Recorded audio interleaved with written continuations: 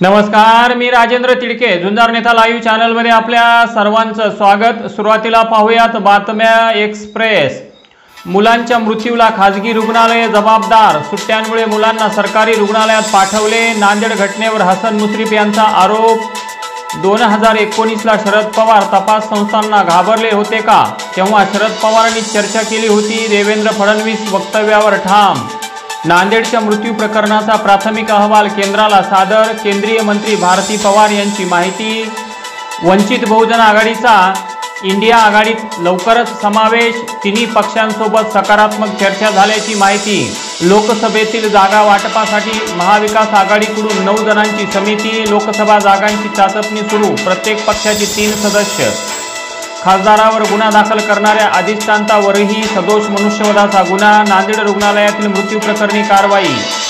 मित्र म्हणून जवळ घ्यायचे आणि अफजल खानासारखी मिठी मारणे योग्य नाही, बच्चू कडू यांची भाजपावर टीका, हेमंत पाटील यांच्या कृतीचे समर्थन।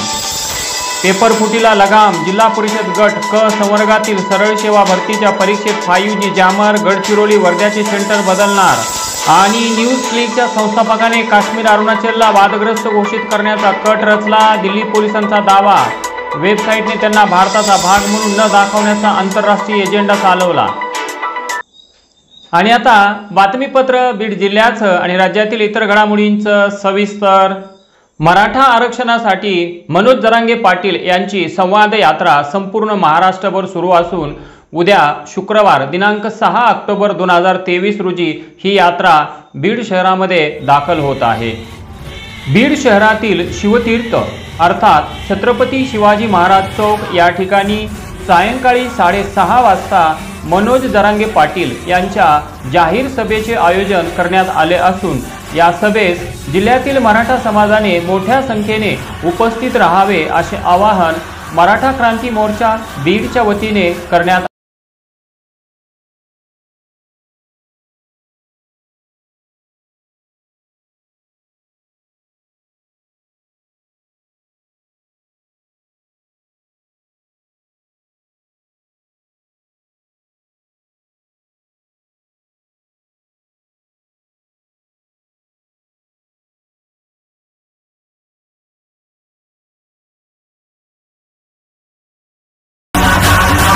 डॉक्टर शंकरराव चव्हाण वैद्यकीय महाविद्यालयाचे अधिष्ठाता डॉक्टर श्यामराव रामजी वाकोडे यांना जाणीवपूर्वक दिलेल्या अपमानास्पद वागणुकीबद्दल खासदार हेमंत पाटील यांना तात्काळ अटक करावी अशी मागणी रिपब्लिकन सेनेचे प्रदेश उपाध्यक्ष विजय वाकोडे यांनी केली आहे। वाकोडे यांच्याकडे तात्पुरता अधिष्ठाता पदाचा पदभार आहे। या महाविद्यालयास भेट देतेवेळी पाटील यांनी अधिष्ठाता वाकोडे यांना अवमानास्पद पद्धतीची वागणूक दिली, त्याबद्दल आंबेडकरी समाजात मोठा संताप व्यक्त होत असून त्यामुळे खासदार पाटील यांना पोलीस प्रशासनाने तात्काळ अटक करावी अशी मागणी वाकोडे यांनी केली आहे। झुंजार नेता लाईव्हसाठी सुरेश नाईकवाडे, परभणी। प्रहार जनशक्ती पक्षाचे जिल्हा प्रमुख शिवलिंग बोधने, रामेश्वर जाधव, बाळासाहेब नरवाडे, ऋषिकेश जाधव आदींनी सादर केलेल्या निवेदनातून रस्ते कामाच्या वेळी कारेगाव रस्त्यावरील सिद्धिविनायक मंदिरा शेजारील हँडपंपची उंची वाढविणे गरजेचे होते, परंतु संबंधित कंत्राटदार व अभियंत्याने तो हातपंप सिमेंटच्या रस्त्यात अर्ध्यावरच गडप केला, त्यामुळे तो हातपंप आता वापरणे अशक्य झाले आहे। म्हणून या हातपंपावर महानगरपालिका प्रशासनाने केलेला खर्च अक्षरशः वाया गेला आहे असे स्पष्ट करीत संबंधित कंत्राटदाराच्या बिलामधून तो खर्च वसूल करावा व अभियंत्यांच्या विरोधात चौकशी करून कारवाई करावी अशी मागणी प्रहार जनशक्ती पक्षाने केली आहे। झुंजार नेता लाईव्हसाठी सुरेश नाईकवाडे, परभणी।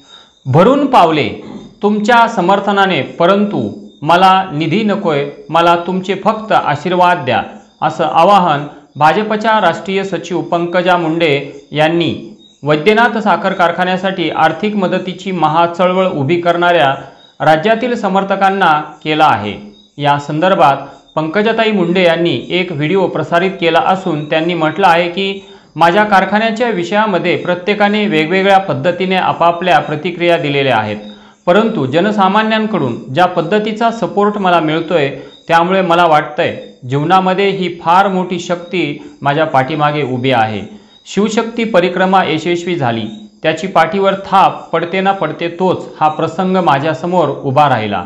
अशा प्रसंगाची मला आता सवय करून घेतली पाहिजे आणि तुम्हालाही। पण या प्रत्येक प्रसंगातून आपण सर्व एक गोष्ट लक्षात घेतोय का की आपला एकमेकांवर जो जीव आहे तो अजून घट्ट होत आहे। आपण सर्व एक जीव होत आहोत, हे फार महत्त्वाचं। आपल्याला जे सामोरं जावं लागलं आहे ते थोडं अधिकच जावं लागलं आहे। लोकनेते मुंडे साहेबांनी तुमच्यामध्ये स्वाभिमानाचे बीजारोपण केलेले आहे, त्यामुळे तुम्ही सर्व एकत्र आला आहात। आता मला ही सवय करून घेतली पाहिजे आणि तुम्हालाही। पोलीस अधीक्षक यांचे पथक प्रमुख असलेले सहाय्यक पोलीस निरीक्षक गणेश मुंडे यांनी चकलांबा राक्षस भोन येथे गोदावरी नदी पात्रात अचानक छापा मारला। वाळू माफियांना जोराचा दणका दिल्याचे बुधवारच्या या कारवाईतून समोर आले आहे। राक्षस भोन येथील गोदापात्रात केलेल्या या कारवाईत 1.5 ते 2,000 ब्रास वाळूचा साठा जप्त करण्यात आल्याची माहिती आहे। दरम्यान या कारवाईने जिल्ह्यातील वाळू माफियांमध्ये एकच खळबळ उडाली आहे। पोलीस अधीक्षक पथकाचे प्रमुख म्हणून गणेश मुंडे यांनी जबाबदारी स्वीकारल्यानंतर जिल्ह्यात अनेक मोठ्या कारवाया केल्या आहेत। काही दिवसांपूर्वीच त्यांनी गंगा पात्रात कारवाई करून 300 ब्रास वाळूसह ट्रॅक्टर केन्या असा 1.5 कोटींचा मुद्देमाल जप्त केला होता। आता त्यानंतर पुन्हा एकदा गणेश मुंडे यांनी वाळू माफिया यांना लक्ष्य करत राक्षस भवन येथील गोदापात्रात छापा टाकला। या कारवाईत 6 ट्रॅक्टर, 6 केन्या, 1 हायवा ट्रक व 1 आरोपी ताब्यात घेतला। या कारवाईमध्ये 2,05 लाखाचा मुद्देमाल जप्त करण्यात आल्याची माहिती देण्यात आली असून आजपर्यंतची ही गोदापात्रातील सर्वात मोठी कारवाई मानली जात आहे। बीड जिल्ह्यातील ज्येष्ठ पत्रकार उत्तमराव बोडके यांच्या एकूणच पत्रकारितेतील लेखनाची दखल घेत अहमदनगर येथील शब्दगंध साहित्यिक परिषदेच्या वतीने राज्यस्तरीय शब्दगंध साहित्य पुरस्कार राज्याचे अन्न आणि नागरी पुरवठा मंत्री नामदार छगन भुजबळ यांच्या हस्ते रविवार दिनांक 8 ऑक्टोबर रोजी प्रदान करण्यात येणार आहे। या पुरस्काराबद्दल पत्रकार उत्तम बोडके यांचे बीड जिल्ह्यातून साहित्यप्रेमी आमदार सुरेश धस, बाळासाहेब आजबे, माजी आमदार भीमराव धोंडे, माजी आमदार साहेबराव दरेकर, संपादक अजितदादा वरपे, अनंत हंबर्डे, प्राध्यापक विभीषण चाटे, प्रफुल्ल सहस्त्रबुद्धे, दत्ता काकडे, विजय गोलार, विक्रम पोकळे, नामदेव राऊत, प्राध्यापक विनोद ढोबळे आणि आष्टी तालुक्यातील पत्रकारांनी व मान्यवरांनी अभिनंदन केले आहे। पाटोदा तालुक्यातील अपघातग्रस्त अत्यवस्थ रुग्णांवर तातडीने दर्जेदार उपचार व्हावेत यासाठी पाटोदा ग्रामीण रुग्णालय येथे ट्रॉमा केअर युनिट निर्मिती करण्यात यावी या प्रमुख मागण्यांसाठी सामाजिक कार्यकर्ते डॉक्टर गणेश ढवळे लिंबा गणेशकर यांच्या नेतृत्वाखाली आज गुरुवार दिनांक 5 ऑक्टोबर रोजी पाटोदा ग्रामीण रुग्णालय येथे लक्षवेधी धरणे आंदोलन करण्यात येऊन वैद्यकीय अधीक्षक ग्रामीण रुग्णालय पाटोदा डॉक्टर सदाशिव राऊत यांच्यामार्फत मुख्यमंत्री, प्रधान सचिव, आरोग्यमंत्री, उपसंचालक आरोग्य परिमंडळ लातूर, बीड जिल्हा शल्य चिकित्सक यांना निवेदने देण्यात आली। आणि याचबरोबर आजचं बातमीपत्र संपलं। उद्या पुन्हा भेटू काही नव्या आणि ताज्या घडामोडींसह। तोपर्यंत पाहत राहा झुंजार नेता लाईव्ह चॅनल, लाईक करा, सबस्क्राईब करा आणि खाली दिलेल्या बेल आयकॉनला प्रेस करा। तोपर्यंत नमस्कार।